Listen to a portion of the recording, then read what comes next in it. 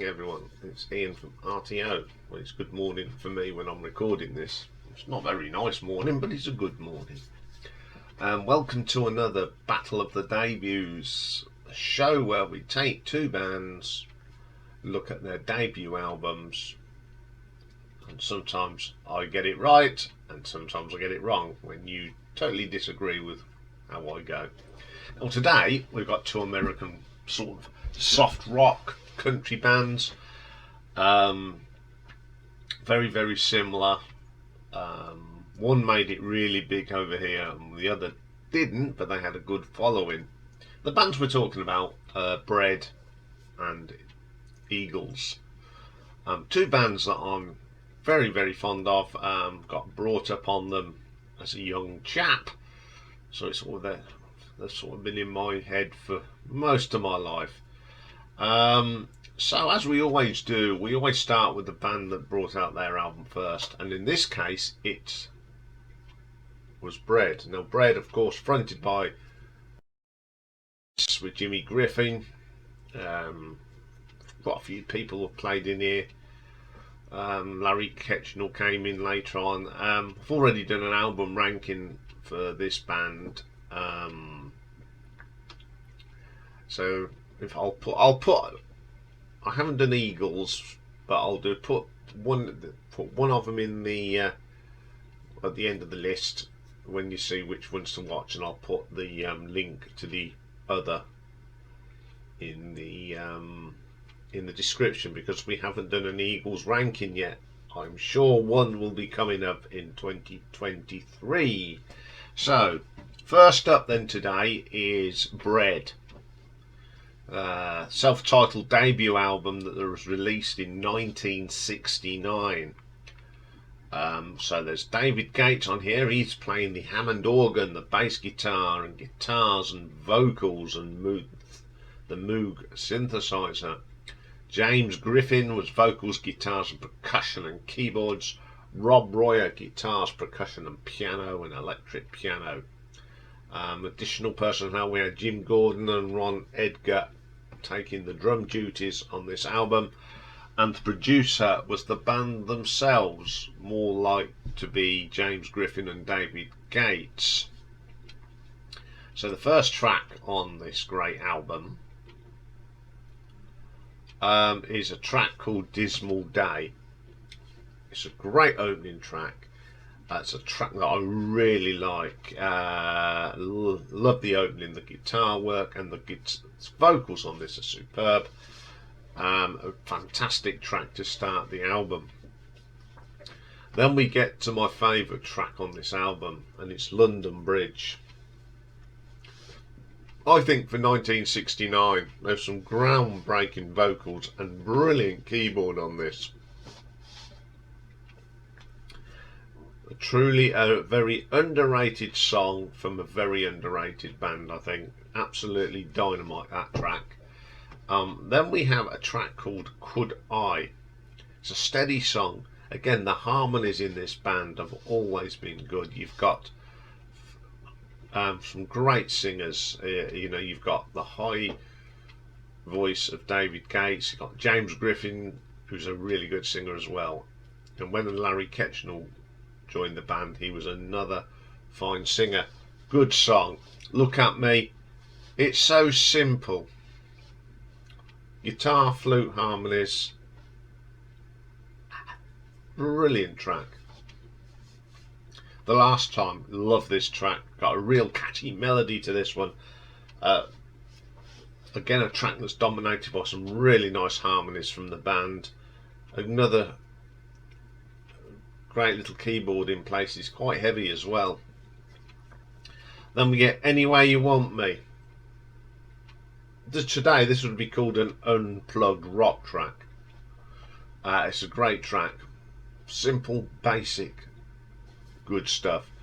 That was the last track on side one. So side two we have Move Over.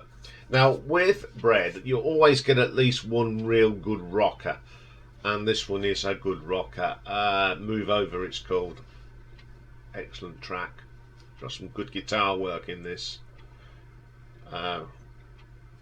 Then we have Don't Shut Me Out. Another great track. Bass and harmonies on this are really, really good. You Can't Measure the Cost, a classic from David Gates. Slow, and he's got some heavy bits in it as well. I like that one. Family Doctor, a great song. Now this is the singing's done by James Griffin. It's a really, really, really good song. Like that one a lot.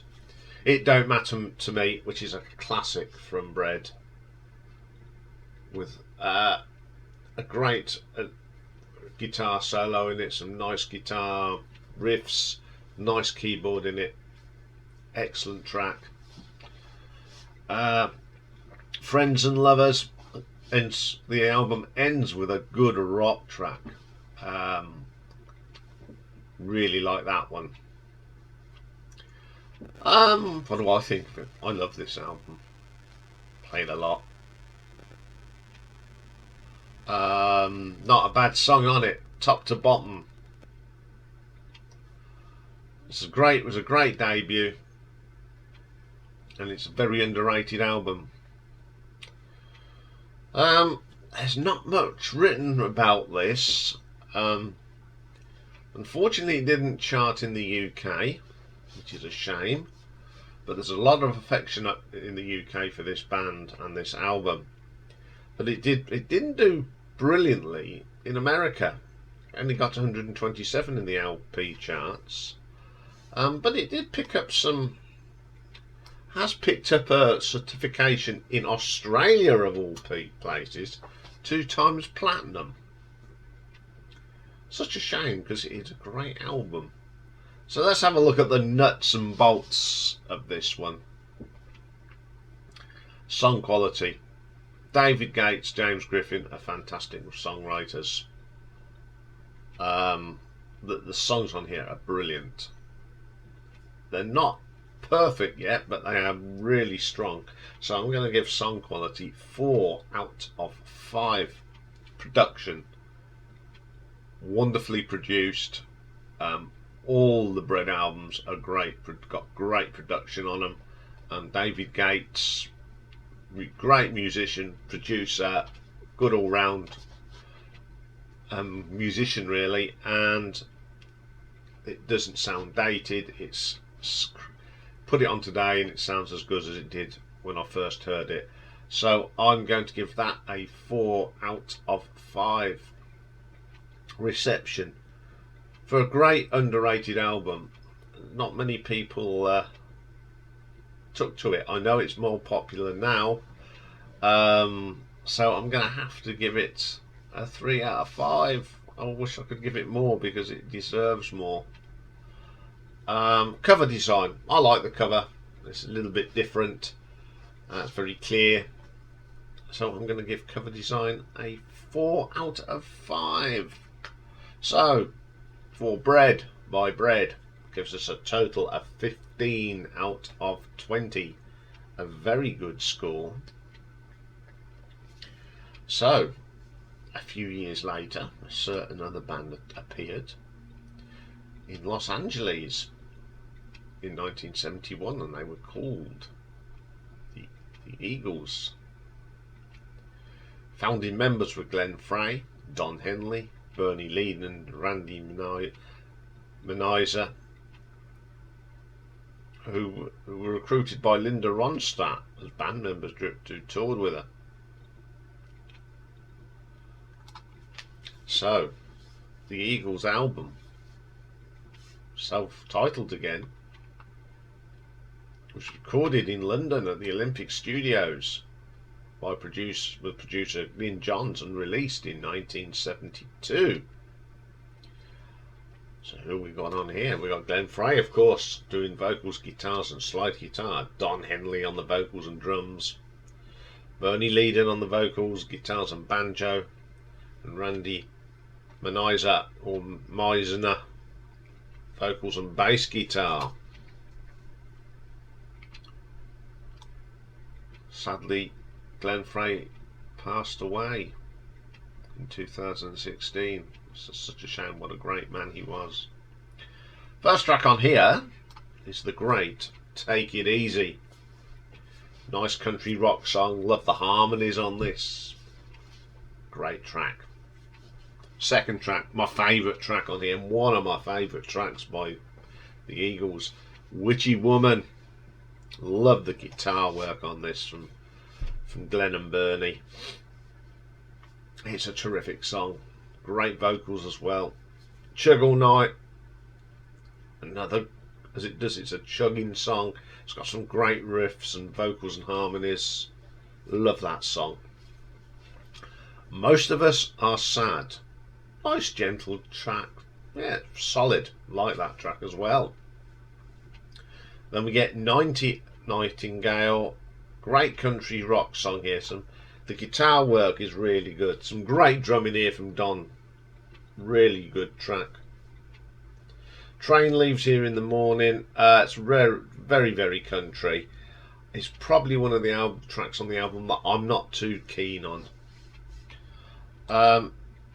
Take the Devil, solid track, quite heavy in places. Again, very good vocals on this one. Earlybird, got a bit of banjo here, and it does add to the track. Really good little track that is. Peaceful Easy Feeling. It's more country than rock. It's pleasant. I don't mind that. I don't mind that one at all. Tryin, great rocker. Absolute belter to end the album.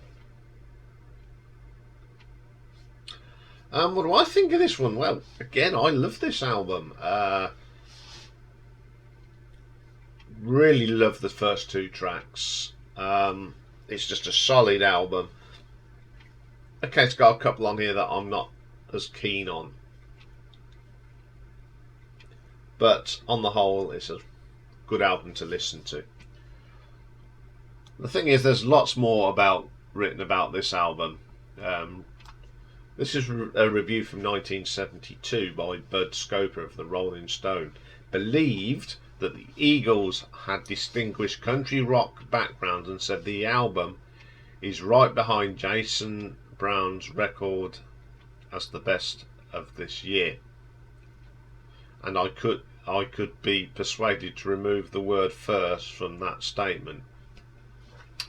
In Chris Skew's record guide of rock albums of the 70s, this is from 1981, Robert felt that the band wrote good songs but were unsure about the authenticity of their country roots, so what they produced was suave and synthetic, brilliant but false. He didn't have to talk some garbage at times. I don't know what I most of his reviews, he does good ones, and then great albums like this, he really poo-poos them. All Music's William Rulham, in his retrospective review, sums up the album as a balanced in terms of songwriting, but nothing that the three hit singles were sung by Frey and Henley, who would later go on to dominate the band. It was included in Robert Dimmery's 1001 Albums You Hear Before You Must Die. So how did it do in the charts? Well, it got to the number 13 in the Canadian charts, but only made the US Billboard at 22. Didn't chart over here in the UK, but has done well because it went silver, and it's gone platinum in America. All Music gave it 4 stars. Old Christian give it a B. Well, what do you expect?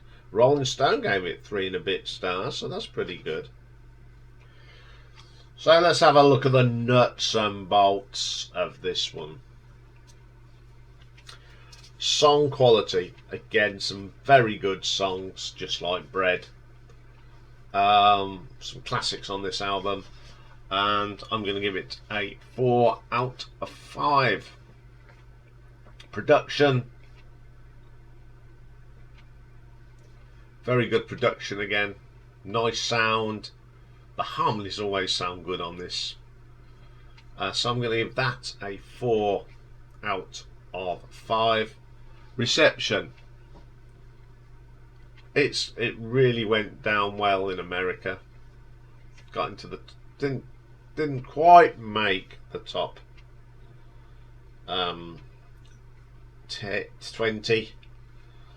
but on the whole, over the years it has got strong. I mean, it didn't chart, as I said, it didn't chart over here, but it has gone silver, and it went 2 times platinum. So I'm going to give this a reception of 5 out of 5 because it was well received. You know, the fans liked it. It took a little while to grow on, but it's still a very good album. Cover design, it's all right. You know, not the best cover to start your career on, is it? I mean, some of their covers are all right, some are not. And this is one of the ones that I don't really like, but the music is brilliant. So for the Eagles gives us a total of 16. So in them figures and the ranking that I do, the Eagles have won. But this is the big but. I think they're as good as each other. I think both of these albums have got good, strong points that are equal. The songwriting's good on both. The production's good on both. Okay, the Bread album wasn't received as big as it was the Eagles, but both bands went on to become quite successful. Okay, Bread were more popular in America, but they did have some fans over here because I remember listening to these. I mean, my dad was hugely a Bread fan, and I think personally, I think my dad was more of a bigger Bread fan than he was the Eagles. So yeah, I can't decide this one really because I love both albums. So you're going to have to decide this one because I can't.